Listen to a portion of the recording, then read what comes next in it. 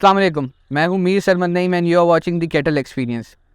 आज मैं थारू शाह में मौजूद हूँ। सिंध का एक बड़ा ही अच्छा शहर है ये, और मेरे साथ मेरे बहुत ही अजीज़ दोस्त जावेद सियाल मौजूद हैं। आइए आपकी मुलाकात कराते हैं उनसे। अस्सलाम वालेकुम जावेद भाई, कैसे हैं आप? वालेकुम सलाम सब भाई, अल्लाह का करम है। आप सुनाओ? अल्लाह का शुक्र, ठीक ठाक दुआ है आपकी। मज़े में सही। अल्लाह का शुक्र है जावेद भाई।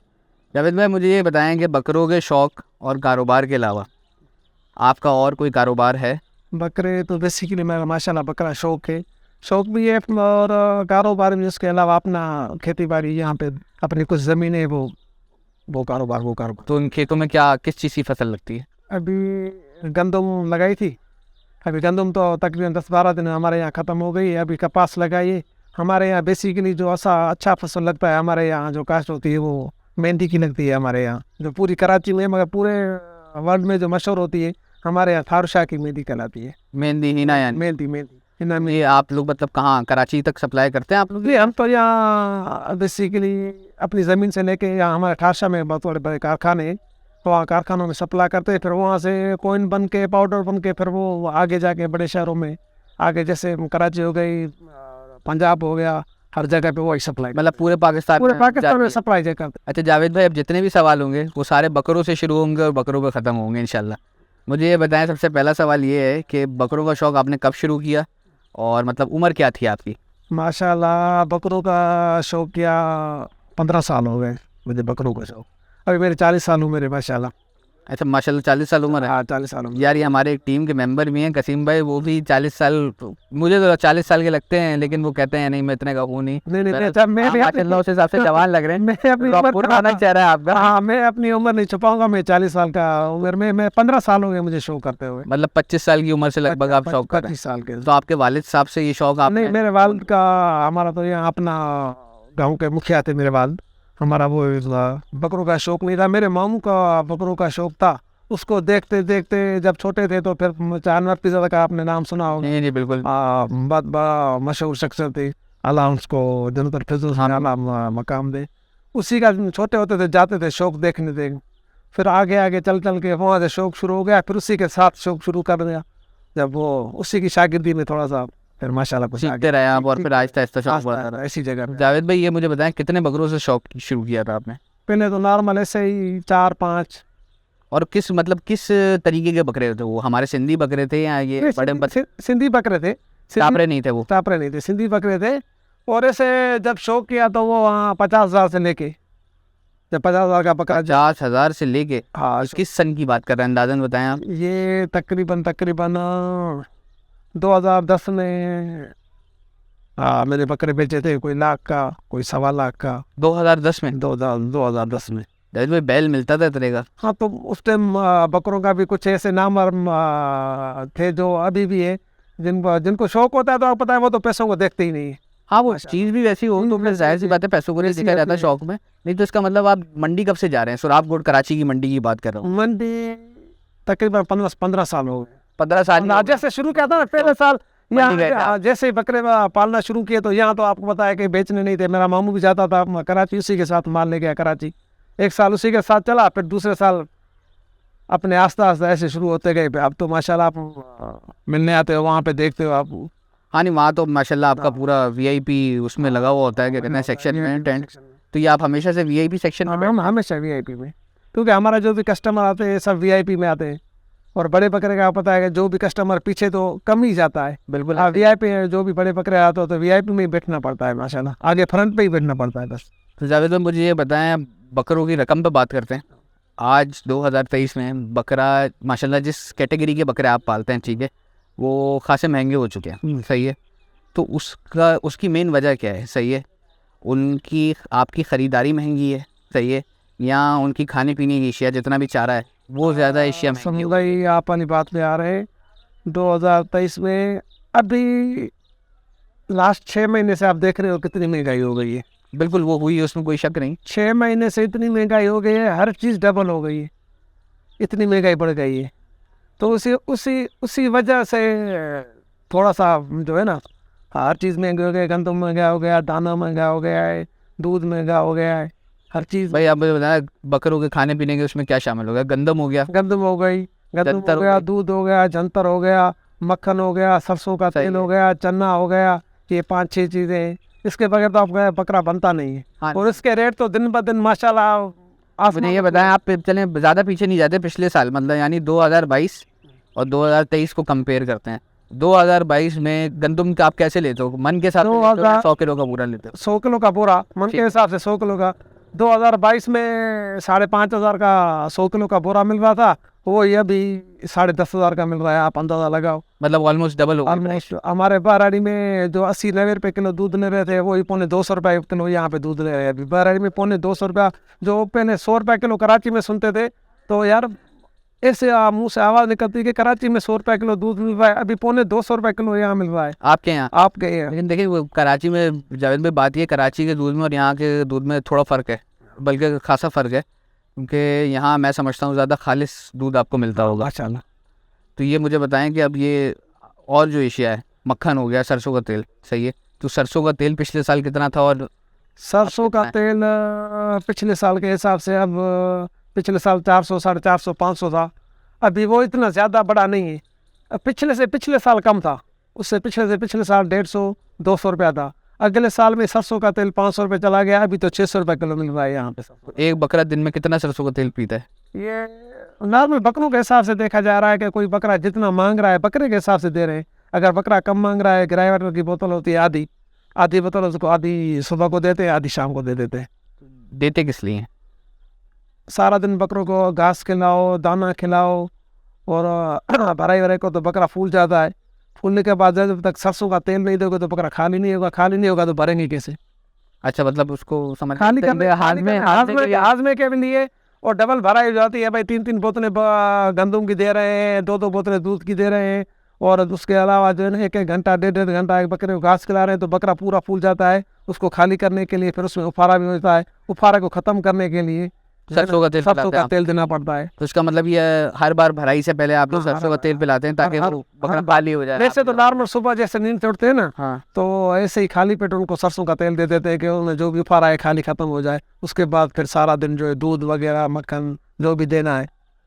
अच्छा, ये मुझे बताया, आप दूध मक्खन का आप जिक्र कर रहे हैं, दूध कितना देते हैं, किस टाइम देते हैं, और मक्खन का भी इसी तरीके से बताएं। यार दूध भी जो है ना, जो बकरा, कोई बकरा 1 किलो भी पी जाता है, कोई बकरा 2 किलो पी रहा है, कोई बकरा 2 किलो से ऊपर 2-2.5 किलो भी पी रहा है। जो बकरा जितना मांग रहा है, अगर कोई बकरा 2 बोतलें मांग रहा है तो उसको 2 बोतलें देंगे। कोई बकरा तो 1 बोतल से ज़्यादा नहीं पिएगा, 1 बोतल से ज़्यादा दियो तो जलाब मारना शुरू कर देगा, तो उस बकरे को फिर 1 ही बोतल पे चलाना पड़ता है। कोई बकरे 3 बोतलें भी पी जाते हैं। तो दूध पीने से फ़र्क क्या पड़ता है बकरे की सेहत पे? दूध माशाल्लाह, दूध में आपको पता है कि भाई दूध चीज़ ऐसी है कि बकरे का बाल भी नरम होगा और बकरे को खोलता है दूध। चिकनाई आपको पता है कि दूध में है, और मक्खन भी दूध में ही है। हाँ, ऐसे ही है, उसी से निकलता है। उसी से निकलता है। तो दूध पीने से जो है ना, तो बकरा खुल भी जाता है, और उसकी बाल में जो बड़े बड़े बाल होते हैं सारे ख़त्म हो जाते हैं, चिकनाई, और जिससे खूबसूरत लगता है। तो फिर मक्खन किस लिए देते हैं? जब दूध से ही मक्खन निकल रहा है तो फिर अलग से मक्खन देने की जरूरत क्या है? वैसे तो भाई अब आप रोटी खा रहे हो और दाल से खा रहे हो, उसके बाद अगर आप मछली गोश्त खा रहे हो तो फर्क तो पड़ेगा। अच्छा जावेद भाई, मुझे ये बताएं, चलें आपने बोला मैं ये सब दे रहा हूँ, गंदम दे रहा हूँ, महंगी हो गई है, इस वजह से बकरों के दाम भी महंगे हो गए हैं, ठीक है, लेकिन मुझे ये बताएं वैसे खरीदारी भी महंगी हो गई है। अब देखो ना, जो लाख का बकरा लेके पालते थे, अब वो ही बकरा 2 लाख का लेके पाल रहे हैं। 2 लाख का अंदाजा लगाओ, 2 लाख का बकरा लेके पालो, उस पे डबल। अगले साल जिस बकरे पे 1 लाख रुपया खर्चा था, तो अभी उसी पे 2 लाख रुपया डबल हो गया। हर चीज़ डबल हो गई, दूध डबल हो गया, दाना डबल हो गया, घास डबल हो गया, हर चीज़ डबल हो गई, तो लाजमी खर्चा डबल हो गया। डबल से याद है, जंतर पे तो हम आए नहीं, जंतर की कीमतें कहाँ हैं? जंतर अभी यहाँ हमारे तो भाई जो ज़मीन से लेके आते हैं, अंदाज़ा लगा रहे हैं। आपकी अपनी ज़मीन है ये? हाँ, मेरे अपनी ज़मीन है, पर मगर मैंने अभी बाज़ार से खरीदी है, एक जगह से लेके आया हूँ। मगर जंतर भी इतनी महंगी मिल रही है, 2,000, 2,500, 2,700 का 1 घंटा मिल रहा है। 1 एकड़ में 40 घंटे होते हैं। 1 एकड़ में 40 घंटे होते हैं। 1 एकड़ हो गया लगभग 4,700 कुछ गज होता है। हाँ, तो 1 घंटा है ना? हाँ, 1 घंटा है। तो घंटे में मतलब मुझे वजन के हिसाब से बताया, मैं कितना निकलता है? अभी जो जंतर है ना, अभी जंतर हल्की है। 1 महीने के बाद जंतर थोड़ी भारी होगी। अभी हल्की 1 घंटे से मेरे ख्याल में 3 मन निकल रहे हैं अभी। 3 मन निकल रहा है 1 घंटे से? 1 घंटे से। और 2000 का घंटा भी चल रहा है, कहीं 2500 का भी चल रहा है। और ये पिछले साल कितना था 1 घंटा? पिछले साल भी ऐसे था, कोई 1500 का 1700 का ऐसे चल रहा था, अभी 2500 का चल रहा है। तो जावेद भाई अब ये बात यहाँ आती है कि आपने कहा कि भाई आप गंदम की फसल भी आपके पास अपनी है, हाँ। सही है, तो फिर जब अपनी आपकी फसल है तो वो तो आप अपने बकरों को दे सकते हो ना। नहीं, वहाँ पर फिर वो डबल कैसे हो? अपनी तो है, मगर यही अगर चीज हम बाजार में बेचेंगे तो हमें पैसे तो मिलेंगे ना। नहीं तो वही भाई गंदम- शौक भी तो कायम रखना है ना। काम शौक कायम करना शौक तो कायम खर्चा करने तो के लिए- लगेगा ना भाई। भाई कुछ पाने के लिए कुछ खोना तो पड़ता है ना। होना पड़ता है, मगर ये गंदम अपनी है। चलो गंदम अपना, घास अपना है, वही घास अब अगर बाजार में बेचेंगे पैसे मिलेंगे। गंदम वही जो खिला रहे हैं वो बाजार दूध के लिए मैं कहता हूँ भैंस रख लो यार। यार भैंस तो रख ले, भैंस भी आपको पता है कि भाई अभी अच्छी जो भैंस है वो 3-4 लाख की 5 लाख तक चली गई है। तो अगर भाई भैंस पाले या बकरे पाले? भाई इतने बकरे, अभी बकरे कितने आपके पास? ये मुझे माशाल्लाह बकरे मेरे 25 बकरे हैं। 25 बकरे हैं जावेद भाई। 25 बकरों की खातिर एक भैंस ले लो 25 यार। बकरे एक भैंस क्या करेगी भाई? कितना दूध दे देगी भैंस? भाई एक बकरे को अगर नॉर्मल आप अंदाजा लगाओ, नॉर्मल 2 बोतलें एक बकरे को, 1.5 किलो, वो भी बाजार से जो 1.5 किलो आता है उसमें 2 बोतलें नहीं 1.5 किलो एक वक्त का है? एक नहीं, दोनों वक्त का। दोनों वक्त का 1.5 दोनों वक्त है नॉर्मल। में आपको नॉर्मल बता रहा हूँ क्योंकि हम खर्चे के हिसाब से नॉर्मल बने। वैसे तो 2 किलो लगाओ, 1 किलो सुबह को बकरे को लगाओ, 1 किलो शाम को लगाओ। 2 किलो तो अभी 2 किलो के आप अंदाजा लगाओ कितने पैसे रोजाना हो गए एक महीने में। बकरे के दूध ठीक है, भैंस तो इतना दिन भर में दूध नहीं देती दूध नहीं जितने आपने माशाल्लाह बकरे रखे हैं। 25 बकरे है तो इसके लिए कम से कम 10 तो भैंसे रखेंगे। ठीक है, सही, आपकी बात सही है। अच्छा जावेद भाई मुझे ये बताएं, अक्सर आपकी और मेरी बातचीत होती रहती है तो आप बताते हैं यार कि फ़लानी वजह से बकरा हलाल करना पड़ गया या उस वजह से बकरा हलाल करना पड़ गया। तो ये बकरों ख़ासतौर पर भारी बकरे होते हैं, ठीक है, तो इनमें ये खदशा तो रहता होगा क्योंकि देखिए बकरा एक नाजुक चीज़ और वज़नी होता है, तो फिर उसका और ख्याल करना पड़ता है कि यार भाग रहा है, क्योंकि आपके माशाल्लाह मैंने बाड़ा देखा है तो बकरे खुले ही रहते हैं वहाँ पे। खुले रहते हैं मेरे यहाँ। भागा, पत्थर आ गया, कुछ हो गया, लंगड़ा गया, गिर गया, तो टांग वगैरह कितनी टूट जाती है बकरों की? यार ज्यादातर जो है ना बकरों में टांग टूटने का जो खतरा होता है वो 100 से ऐसे समझो कि कोई 10% ठीक है, टूटने का। बाकी जो लंगड़ाते हैं ये ज्यादा है बकरों में। क्या मतलब लंगड़ाते कैसे हैं? यार ये गंदम खिला रहे हैं और फिर आपको पता है कि भाई एक बकरा जो अगर 1 बोतल मांग रहा है तो उसके ऊपर हम 3 बोतलें डाल रहे हैं, तो लाजमी भराई ज़्यादा हो रही है ना। ज़्यादा भराई होती है फिर टांगों में वजन हो जाता है, टांगों में वजन हो जाता है तो फिर थोड़े से बकरे लंगड़ा रहे हैं। उसके लिए तो फिर लाजमी माशाल्लाह बहुत से इलाज है, मेडिसन है, सारी दे रहे हैं, फिर थोड़ा मसला ये कम हो जाए टूटने का। माशाल्लाह ज़्यादा ऐसे 100 में समझो अगर कहीं 100 बकरा है तो एक जो की टांग टूट गई, वरना टांग नहीं टूटती। लंगड़ाता है बकरा, भागने में भाग रहा है तो जाहिर सी बात है, मोच हो जा गई। हाँ वजन है वजन है, मोच आ गई, इसमें लंगड़ा है, मैं टांग टूटने का थोड़ा सा खतरा कम होता है बस। अच्छा माशाल्लाह मैंने आपके जब भी बकरे देखे उनमें कभी मैंने कोई ऐसा नहीं देखा कि लंगड़ा रहा हो लंगड़ा या आपने कुछ देखे हो मेरा रहा हो। कभी माशाल्लाह कोई। यहाँ हो जाता है ना, टांग टेढ़ी हो जाती है कुछ, माशाल्लाह आपके बकरों में मैंने कभी ऐसा नहीं एक देखा। बात समझ में आपकी बात कर रहा हूँ। एक दूसरी बात ये है कि हम बकरे के हिसाब से चलते हैं। ये नहीं कि भाई ये बकरा जो है इसको जो है ना अभी 5 मन करना है, नहीं 5 मन नहीं करना है। अगर ये बकरा चाह रहा है मैं 3 मन बनूंगा तो हम इसको 3 मन ही बनाएंगे। तो जावेद भाई क्योंकि आप तो सांस भी बचे, जैसे डबल भराई कर दे। बकरा अगर जिस पे सही चल रहा है कम वजन करेगा, कम दिखेगा, सांस रहेगी ना। अगर बकरा नहीं चल रहा उसको हम ठोक रहे ज्यादा बकरा भर गया तो लाजमी आपको पता है कि फिर यहीं कहीं टांग से आगे पीछे हो जाएगा, कहीं लंगड़ा हो जाएगा, वो तो पैसे चले गए, पीछे वाले भी चले जाएंगे। हाँ नहीं, ये तो आप जाहिर सी बात है, इस बात का ध्यान रखना पड़ता है। लेकिन जावेद भाई ये बताना, ये तो फिर इसका मतलब इस बात का तयन आप तभी कर लेते होंगे जब बकरा ले रहे हैं, आप किसी से ख़रीद रहे हैं पालने के लिए, तो उस बकरे में क्या आप चीज़ देखते हैं खरीदते वक्त कि यार ये बकरा ऐसा बन जाएगा? वैसे तो माशाल्लाह जब बकरा देखते हैं ना, पलाई की नहीं देखते हैं, पहले तो बकरे का चेहरा मोरा देखते हैं कि ठीक भाई है। चेहरे मोरे में बकरा माशाल्लाह अच्छा है। उसके बाद बकरे का पहले हाथ पाँव भी लाजमी है। हाथ पाँव देख रहे हैं भाई, हाथ पाँव में सही चल रहा है बकरा, आगे चल के जो है ना वजन उठाएगा नहीं उठाएगा, पहले हाथ पाँव देखेंगे। थोड़ा चेहरा 19-20 होता है ना, चल जाता है। हाथ पाँव 19-20 नहीं चलेगा, क्योंकि 19 होंगे ना जब भराई चलेगी, जब 20 बकरे के पाँव होते हैं भराई चलती है तो वो 18 हो जाती है। ठीक है। अगर 18 से लेके चलेंगे तो वो तो समझो फिर बकरा बैठ जाएगा। तो जावेद भाई यही मेरा सवाल है अगला कि अब जैसे अगर आप ब्रीडिंग की तरफ चले आते हैं, सही है, ख़ास तौर पे जैसे गुलाबी ब्रीडिंग के हम पिछले अरसे में कुछ एक फार्म पे भी होके आए हैं, माशाल्लाह बड़ी ज़बरदस्त गुलाबी बकरियां और बकरे थे उनके पास। तो वहाँ से मुझे ये सीखने को मिला कि जी जब ब्रीडिंग के लिए आप कोई चीज़ ख़रीद रहे होते हैं, बकरा या बकरी, तो कि हम ये ज़्यादा नहीं देख रहे होते कि ये कितना वज़न उठा लेगी, उसके हम फीचर्स यानी तोता नाक है नहीं है, नकोट कितना है, सींग कैसे हैं, सही है, गल्ली कितनी है, कान कितने लंबे हैं, खाल कैसी है, और लाम है या नहीं है बकरे की, लाम यानी बकरे की लंबाई जिसको हम कहते हैं वो है यानी दुम कैसी है। तो क्या आप लोग भी ये बकरा लेते हुए देखते हो या कुर्बानी वाले बकरों का कुछ क्राइटेरिया डिफरेंट है? कुर्बानी वाले बकरे का और ब्रीडिंग का डिफरेंस मामला है। कुर्बानी वाला बकरा हम जब देखते हैं तो भाई लाम के बगैर भी आपने मेरे आप मेरे बाड़े पे मैं आपको लेके चला था, मेरा माशाल्लाह आप माल देखा, किसी बकरे में लाम थी किसी में नहीं थी। और ब्रीडिंग में आपको पता है कि ज़्यादातर देखेंगे जिसमें लाम ज़्यादा होगी ना वही बकरा लेंगे, क्योंकि उसके बच्चे भी जो लाम वाले निकलेंगे। ठीक है। और हमारे में ज़्यादा लाम वाला बकरा जो कम बनता है पलाई के हिसाब से, जो लाम जिसमें कम होती है मतलब उसको भरना मुश्किल, भरना मुश्किल पढ़ाई मुश्किल हो गई है। जैसे बड़ा बकरा ना वो तो बड़ा बकरा 2 साल में पलेगा, छोटा बकरा साल में हो जाएगा माशाल्लाह। अच्छा जावेद भाई, मुझे ये बताएं कि कराची मंडी माशाल्लाह आप पिछले 15 साल से आ रहे हो, कराची मंडी कैसी चलती है? और पिछले सालों में खासतौर पर बारिशें बड़ी हुई हैं, भाई पिछले साल 2019 से लेकर पिछले साल तक बड़ी बारिश हुई है। भाई पिछले साल तो माशाल्लाह आप बस अल्लाह रहम करे, हम जो भी फार्मर थे मुझे माशाल्लाह नुकसान नहीं हुआ था, मैं कमा के आया था। कुछ घर से बकरे बेचे थे, कुछ मंडी से कस्टमर थे जैसे आए थे। आपको पता है कस्टमर जो आता है वो मंडी को नहीं देखता है।